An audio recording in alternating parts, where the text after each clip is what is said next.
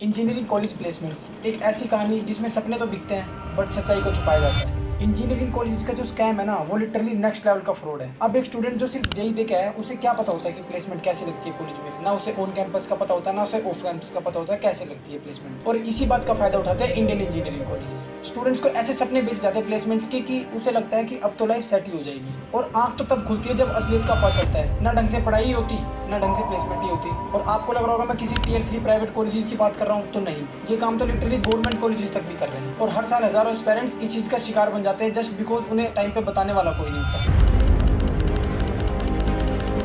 Data manipulation और half information. अब ना कुछ कॉलेज क्या करते हैं कि आधी इन्फॉर्मेशन दिखाते हैं, बस ये बता देते हैं कि हमारा एवरेज इतना हाईएस्ट इतना है, जिससे कि भाई बच्चे को देख के लगेगा कि भाई हाँ ये तो बहुत अच्छा कॉलेज है। ये काम ना 90% ऑफ द कॉलेजेस कर रहे हैं इंडिया में। प्राइवेट तो 90% कर रहे हैं, कुछ सरकारी कॉलेजेस भी कर रहे हैं। हम एग्जाम्पल लेते हैं ट्रिपल आई टी पुणे का। ट्रिपल आई टी पुणे की अगर आप वेबसाइट पे जाते हो ना, इनकी वेबसाइट पे सिर्फ दो चीजें दिखाई जाएंगी, एक तो एवरेज प्लेसमेंट और एक हाईएस्ट प्लेसमेंट। और इन सब चीजों में जो इन्होंने नहीं बताई वो थी इस कॉलेज में ना टोटल ईसीई और सीएसई को मिला के 345 स्टूडेंट्स थे और इसमें से सिर्फ 216 स्टूडेंट्स ही रजिस्टर कर पाए और उसमें से सिर्फ 64 बच्चे प्लेस हुए। और अगर आप इनकी वेबसाइट पे जाके देखते हो तो आपको कहीं से कहीं तक भी नहीं पता चलेगा कि सिर्फ 64 बच्चे प्लेस हुए हैं 345 स्टूडेंट्स में से। और इस चीज को बहुत सारे कॉलेजेस यूज करते हैं, प्राइवेट तो लगभग सारे ही कर रहे हैं। एवरेज प्लेसमेंट्स के नाम पे कॉलेज इतना बेवकूफ बनाता है ना, आपको पता भी नहीं होगा। जो रियल स्टैट्स होते हैं ना उनको छुपाने का अच्छा तरीका है अपने एवरेज प्लेसमेंट्स को दिखाना। जैसे मैं इस कॉलेज का एग्जांपल लेके आपको बताता हूँ। इस कॉलेज का जो एवरेज पैकेज है ना बायोटेक ब्रांच का, वो है 9 LPA। किसी भी स्टूडेंट को लगेगा भाई 9 LPA है, ठीक ठाक रैंक पे बायोटेक ब्रांच मिल जाती है इस कॉलेज की, भाई 9 LPA तो किसी एवरेज स्टूडेंट का लग ही जाएगा, आराम से 9 LPA से ऊपर की ही जॉब लगी। बच्चा ये सोच के एडमिशन ले लेता है उस ब्रांच में। रियलिटी में क्या है कि इस ब्रांच में टोटल 50 बच्चे हैं, ठीक है, और 50 में सिर्फ 7 बच्चों की प्लेसमेंट लगी है। और जो ये 7 बच्चे हैं ना, उन 7 बच्चों की जो प्लेसमेंट लगी है ना, उनका एवरेज निकाल के इन्होंने लगा दिया वेबसाइट। अब किसी को ये नहीं पता कि 50 में सिर्फ 7 बच्चे प्लेस हुए हैं, सबको बस ये पता है कि इस ब्रांच का एवरेज प्लेसमेंट इतना है। और ये जो 7 बच्चे होते हैं ना, ये एवरेज बच्चे नहीं होते, ये टॉप के मतलब 10 बच्चों में ही रहते हैं। जो 7 बच्चे होते हैं ब्रांच में, क्रीमी लेयर ही होती है जो प्लेस हो जाती है। इसीलिए मैं बोलता हूँ average placement is not the placement of an average student, it is the average of students who got place. And believe me, जिनकी प्लेसमेंट लगती है वो एवरेज तो बिल्कुल भी नहीं होते, वो काफी ज्यादा स्टूडियस और हार्डवर्किंग तो होते ही है, क्योंकि उन्हें क्राइटेरिया फुलफिल करना होता है एटलीस्ट प्लेसमेंट्स में बैठने के लिए। तो जब आप एडमिशन ले रहे हो कॉलेज का तो सिर्फ एवरेज प्लेसमेंट ना देख के परसेंटेज प्लेसमेंट पे भी ध्यान देना, क्योंकि कई बार ये होता है कि परसेंटेज प्लेसमेंट तो बहुत कम होती है और एवरेज पैकेज बहुत ज्यादा होता है। और ये सब काम ना टियर 2 टियर 3 कॉलेज में बहुत ज्यादा देखने को मिलता है और इससे बच्चे बेवकूफी बहुत जल्दी बन जाते हैं। और एवरेज प्लेसमेंट के साथ एक ये भी प्रॉब्लम है कि ना, जैसे मान लो सिर्फ 10 बच्चों की प्लेसमेंट लगी है और 10 बच्चों में से एक का ऑफ कैंपस कहीं किसी का कुछ 50-60 लाख का पैकेज लग गया, तो उसकी वजह से ना जो ओवरऑल एवरेज है वो सुधर जाती है। तो ना इस वजह से भी एवरेज पैकेज को कंसिडर नहीं करना चाहिए।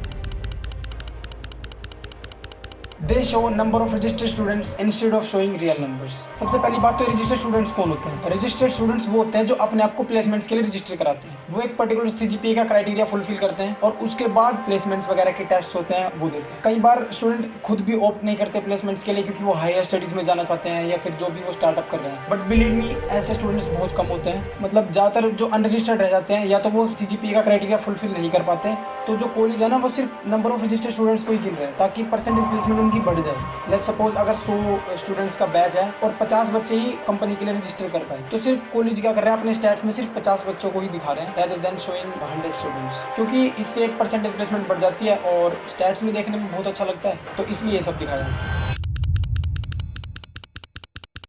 Off campus placements. अब जो स्टूडेंट एडमिशन लेने वाला होता है ना, उसको एग्जैक्टली पता नहीं होता कि ऑफ कैंपस और ऑन कैंपस में क्या फर्क होता है। ऑन कैंपस प्लेसमेंट वो होती है जिसमें कॉलेज का जो प्लेसमेंट सेल होता है ना, उसका बहुत बड़ा हाथ होता है। वो कंपनीज को बुलाते हैं और जो कंपनीज होती है वो आपका वहीं पे इंटरव्यूज और टेस्ट वगैरह लेते हैं और वहीं से आप प्लेस हो जाते हो। बट जो ऑफ कैंपस प्लेसमेंट होती है उसमें ना कॉलेज का कोई हाथ होता और ना कॉलेज के प्लेसमेंट सेल का कोई हाथ होता। उसमें आपकी प्योर स्किल लगती है और कॉम्पिटिशन भी बहुत ज्यादा होता है और उसमें रिजेक्शन के चांसेस भी बहुत ज्यादा होते हैं। और जो कॉलेजेस है ना वो इतने बेशरम हो चुके हैं कि वो ना ये जो ऑफ कैंपस प्लेसमेंट्स होती है इन प्लेसमेंट स्टैट्स को भी अपने ऑन कैंपस प्लेसमेंट स्टैट्स में ही मिक्स कर देते हैं। एग्जांपल एक बताता हूँ कि 100 बच्चों के बैच में से 20 बच्चों की ऑफ कैंपस प्लेसमेंट लगती है और वो उनकी खुद की मेहनत से लगी है। और फिर कॉलेज क्या करता है कि उनका स्टैट्स भी अपने जो ऑन कैंपस प्लेसमेंट है उनमें मिक्स करके एवरेज निकाल के अपना बढ़िया सा स्टैट्स जो है वो प्रेजेंट करते हैं स्टूडेंट्स के सामने जो अगले साल एडमिशन लेने के लिए आने वाले हैं।